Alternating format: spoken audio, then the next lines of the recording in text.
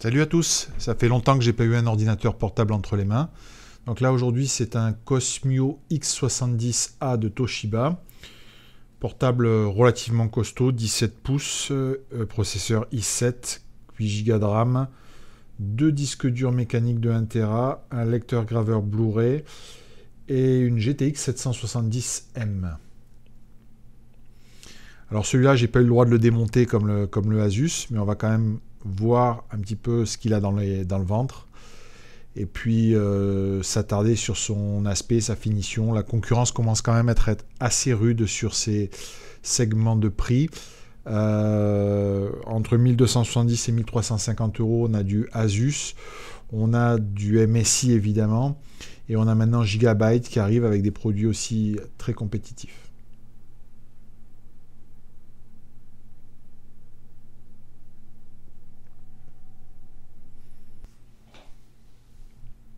Alors, premier contact, le portable est relativement léger avec sa batterie. Il y a un capot qui semble être en aluminium, mais c'est une surface qui, quand même, me paraît un peu cheap. Le chargeur est énorme, hein, vous voyez le transformateur. Et puis les deux petites notices.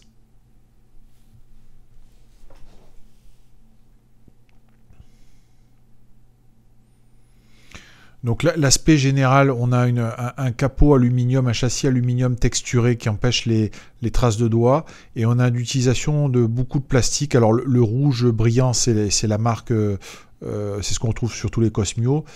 Le dos, pareil, en plastique, cette espèce de plastique mat. C'est vrai que le premier contact n'est pas super favorable. Ça fait cheap quand même un petit peu. Côté connectique, on a tout ce qu'il faut. USB 3, le port réseau. Vous verrez de l'autre côté. Il y a du HDMI et du VGA. Voilà, on va le voir.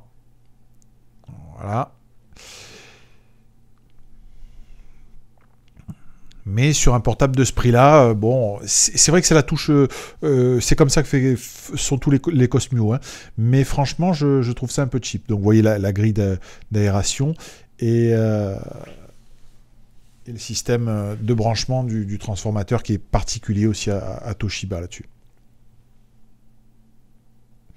Donc au dos, un seul accès. Bon, la batterie évidemment classique. Donc la batterie c'est une lithium-ion. C'est une batterie qui a subi le test Mobilemark 2012. C'est une batterie qui tient entre 3h et 3h30. C'est pas mal, mais c'est dans la norme aujourd'hui sur les portables équipés des nouveaux processeurs Intel et des Nvidia Mobile. Donc on a une trappe d'accès derrière, une seule et unique trappe d'accès.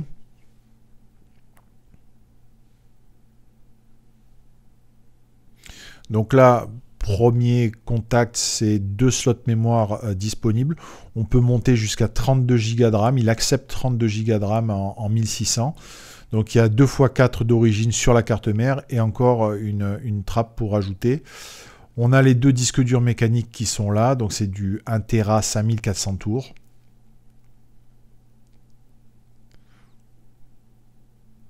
Voilà, vous voyez la taille du chargeur. Pour la petite info technique, c'est un 19 volts 9,5 ampères. Donc ça vous donne un peu un ordre d'idée de ce que ça tire. C'est quand même du costaud.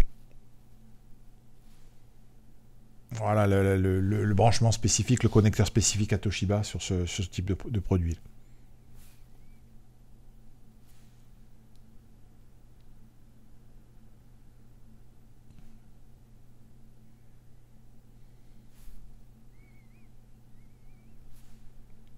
Donc ce qu'on remarque, c'est bonne qualité d'écran, c'est un Full HD classique, une dalle brillante mais qui réagit plutôt bien.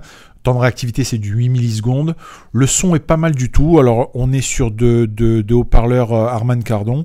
Ça donne bien pour un portable 17 pouces. C'est pas étouffé, c'est plutôt bon.